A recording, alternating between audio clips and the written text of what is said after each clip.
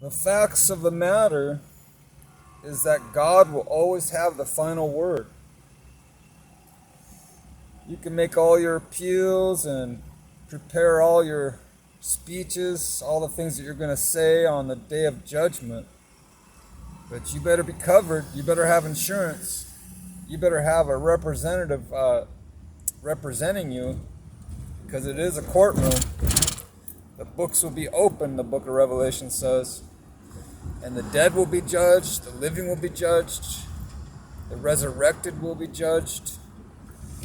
And some are not going to be able to bear the news because it's going to be so bad. They're going to be cast out into eternal darkness because their sins weren't covered. Their sins weren't forgiven because they didn't accept God's atonement for their sins. And those who have heard and rejected, it's going to be worse for them, according to the Bible. If you believe the Bible. If you don't believe the Bible, that's your choice. But you better I think it's good to make sure that you're sure that the Bible is